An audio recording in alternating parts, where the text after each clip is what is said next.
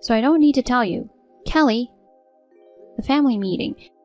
You were supposed to be at the restaurant at 11:50. You know we have less than 10 minutes until our reservation.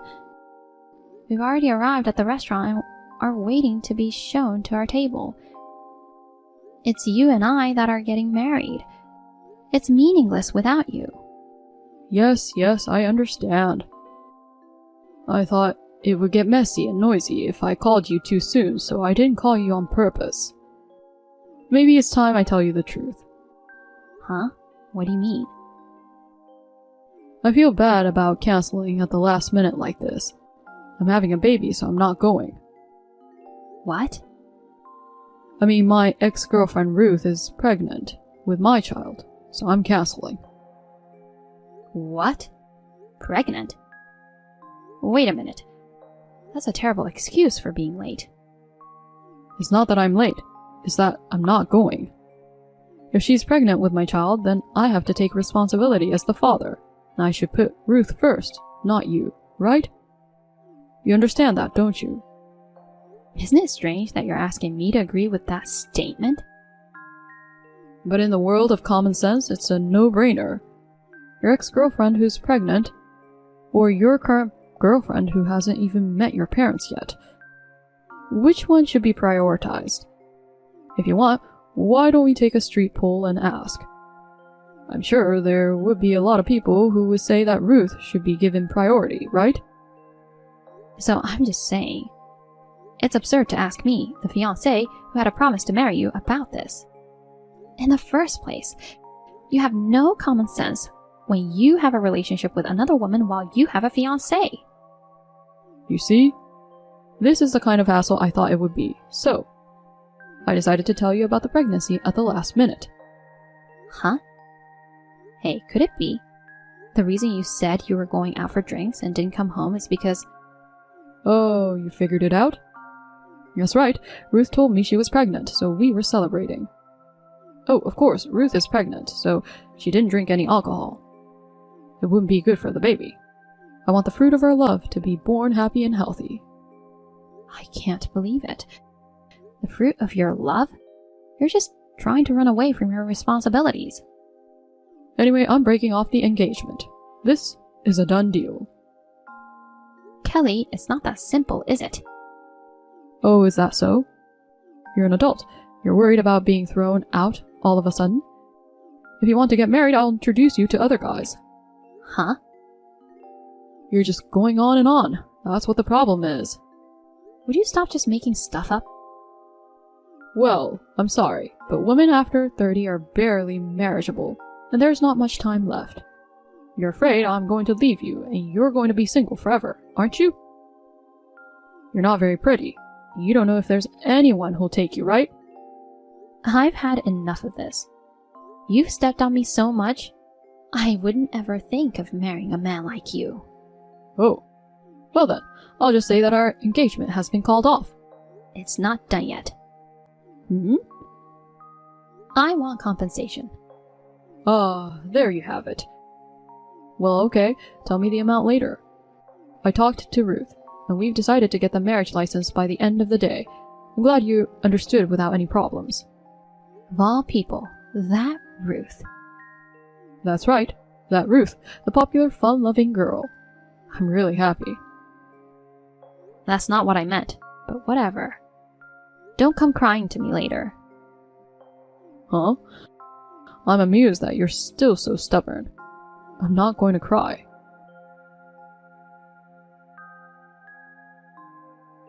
Hey, what are you doing? Make sure you pace yourself, and don't stop at any bars on the way home. Okay, I understand. Do you really understand? Tomorrow our families are meeting, right? It's a really important day. I told you I'll be fine. Wilma, you really are a worrywart. I worry because of what's happened in the past when your drinking got out of hand. You never know what you might do if you drink too much. You definitely need to be careful tonight. Okay. I don't want you to go to the meeting with a hangover. I know that. I can't text forever.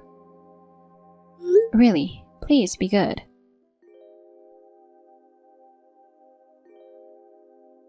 It wasn't my baby. What? Kelly, a year has passed and now what? Wilma. What? You write like you're crying and screaming. That's exactly what I'm doing. Huh? It wasn't mine. Well, are you saying that the child Ruth gave birth to wasn't actually your child? That's right. And the second child was different too. Ugh. How is this possible? Huh? You mean another baby was born after that, but that baby had a different father too? That's right. I was betrayed by Ruth. So it did happen. Huh? What do you mean it did happen? Do you know something? Ruth, she may look like an authentic sunny beauty, but in reality, she has a side that plays around with men. She's always on the lookout for the right guy. So I thought maybe... Oh, come on. Why didn't you tell me a year ago? You know what? Stop writing that way. It's depressing. Just be normal. Oh, okay. So why did you text me about that? Huh? If you just want to complain, spare me.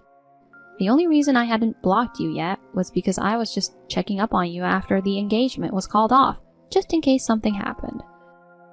I just happened to forget to block you. Huh?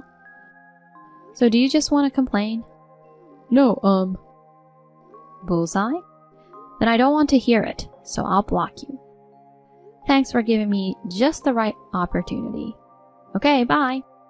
I'll never unblock you again. See ya. Wait a minute. I texted you because I have something very important to tell you. Something important? Let's get married. Huh? Let's start over again from that day, a year ago, when we went our separate ways. I think we were young, immature, and stupid back then, and that stupidity destroyed our bond. But now Wilma, I reaffirmed my feelings for you, and I was able to overcome the ordeal of being apart for a year. And then I realized, who I really love is you. Hey? Yeah, you don't have to say it. You're remembering the happiness of the days we spent together, right? Me too, me too. I've been living in loneliness and regret it ever since that day. Wilma, the days without you were empty. I couldn't forget you. So let's start again from here, just the two of us. After a year of trial and tribulation, we can live happily ever after. Let's make up for the days we were apart. No thanks. I'm confident that I can be the right partner of you now. I want to build a future with you. I want to bring back your smile. Excuse me? I want to walk with you again. I want to take your hand. I want to stand next to you and pledge my love and happiness. I want to draw a future with you. Come on, accept me. You're disgusting. Huh? Are you on drugs? I don't have the slightest intention of getting back together with you. Can you stop talking about yourself so much? You're giving me goosebumps. What? You're wasting my time. Excuse me? Oh no, Wilma! Reply to me. Don't tell me you really blocked me. Wilma!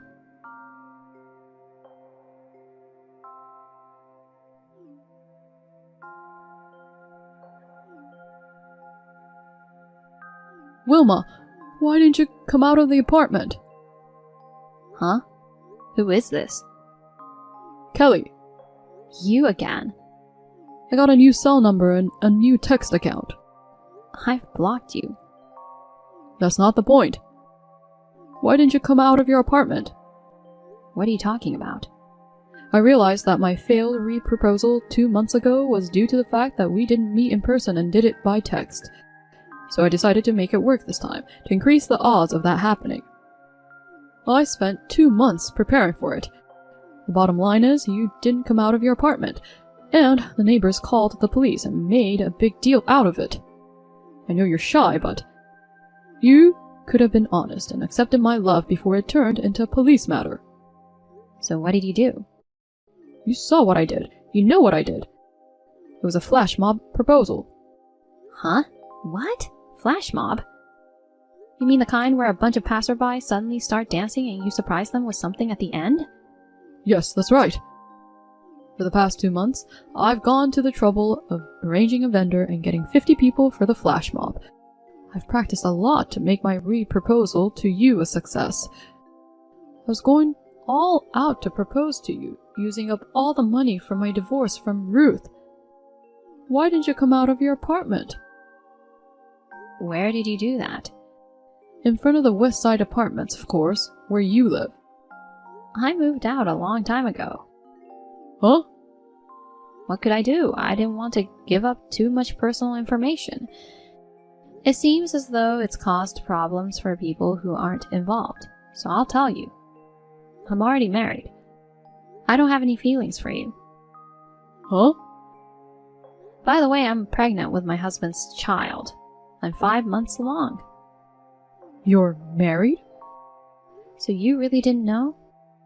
I figured you would have found out from mutual friends or something. Before I knew it, I was pretty much blocked by everyone. Aha.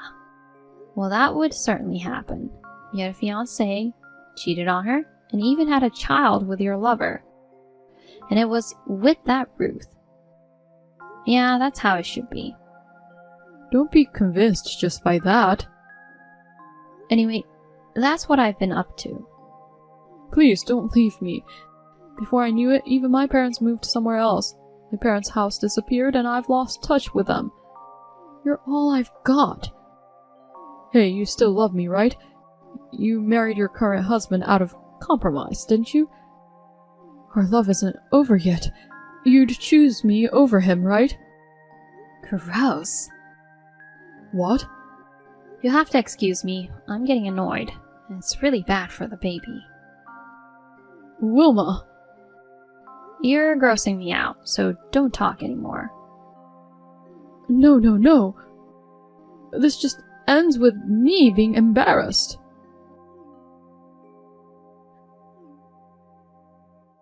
Wilma!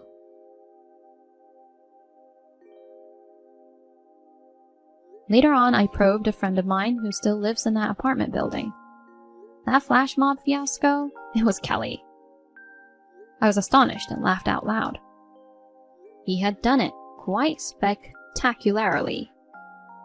The wreckage of a bouquet of bright red roses, clearly the remains of the Operation Flash Mob proposal fiasco. They were just lying sadly by the side of the road. According to the information that miraculously came to me afterwards, his parents indirectly intervened with Kelly, who quit his job and retreated to his home because of the fiasco, which was so embarrassing. They threw him in a civil engineering company as a live-in worker. They pushed him into a black van that picked him up, crying and sobbing. Well, I honestly don't care as long as he doesn't show himself in front of me for the rest of my life.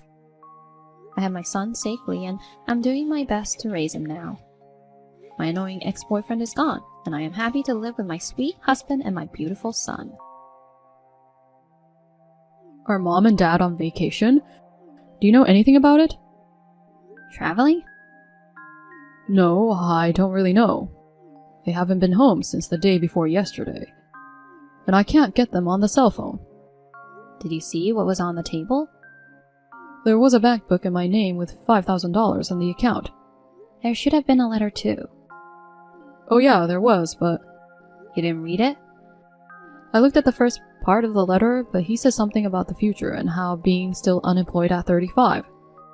I was so annoyed. I burned it with a lighter. Really, I hate it when old people are so preachy. Oh, you got rid of it without reading the whole thing. Well, I didn't read most of it. I almost didn't read it. When I saw the first sentence, I was so pissed off. I'm scary when I'm pissed off, you know. So, do you know where they went? When are they coming back from their trip? I'm getting tired of eating at restaurants and convenience stores. You really don't realize the situation you're in, do you? What? The letter you burned was about what you have to do from now on. What's that? You're a piece of work. Okay, I know what the letter said, so I'll just write the gist of it here. Mom and Dad moved somewhere far away. They're never coming back to that house again. What? I didn't hear anything. Of course you didn't. That's the premise. Why? When Mom asked you to spend less money on games on the internet and work more, you hit her. When Dad tried to stop you, he got kicked in the solar plexus. I heard that for the past few years, you've been regularly spending $2,000 to $3,000 a month on games. That's right. You need time and money to run events, don't you? Even you play online games, sis, so you know what I'm talking about. I pay only $30 a month at the most. And of course, I pay it out of my own pocket. And I spend about 1 to 2 hours a day playing games. What? That's nothing. You play too much. Online gaming is a 24-hour-a-day fight. If I were like you, I would get in trouble with the guild members. I'm a guild master, so I have to spend money and play 24 hours a day, right? And that money comes from our parents' savings and pensions. And because of that, it's hard to make ends meet. And they're in the red every month. Their savings just keeps getting smaller. He said if they didn't do something about it, they were all gonna end up in the street someday. Dad has his retirement money, doesn't he? He's just being stingy. It's not infinite. It's not your money to spend in the first place. I don't care about that. Just tell me where they moved to. If they're not gonna come back to this house, I'll just move in with them. What? That's what was in the letter I burned, right? I didn't see it, so tell me. You dunce? You still don't get it? Mom and Dad, they've chosen to cut all ties with you. Them not coming back means they never want to see your face again. What? How is that even possible for a parent? They were determined to make you be on your own, no matter what. What? About the future. The lease expires the month after next, so you have to find a suitable apartment and move out as soon as possible. Also, from next month, your cell phone bill will be deducted from the bank account they left behind. Hey, this is all a bit confusing, isn't it? Can you please tell me what's going on so I can understand? He said with the $5,000 they left behind, you should first find a job and a place to live and establish a basis for your own life. They said that this is the last money they will ever give you. That's what was written in the letter. There's no way that any of that money's left. It was such a small amount. What? I thought they gave me money to apologize for asking me to cut back on my online game spending. I immediately withdrew the money and spent most of it. If you'd seen me in my daily life, you'd know that $5,000 isn't enough. Mom and Dad have a seriously weird sense of money, don't they? You know what? I've got it. I'll just live with you, sis. Huh? I'm packing up my stuff and heading over there. Set aside plenty of space for me. You're so naive. Huh? I've already moved out too. I changed jobs as well. Huh? I kept my cell phone as the only way to contact you. As was written in the letter, I will cut off all communication with you as soon as you say or do anything that's inappropriate. I told you I didn't read that letter. It's your fault for throwing it away without reading it. It has nothing to do with us. I'd rather you thank me for telling you the contents of the letter up to now. Wait a minute. You don't even have money to move, do you? You better hurry up and get your ass to an employment agency. You can make a living if you work a day job or whatever. You're only 35. You could do manual labor. If I do that, I'll have less time to play online games. Even after all that's been said, I'm rejecting all calls after this, and tomorrow I'm changing my cell phone carrier. You won't be able to contact me anymore. Oh my god. That's terrible, sis. Goodbye, Christian. Realize that you're the one who's financially insane. From now on, live modestly and honestly.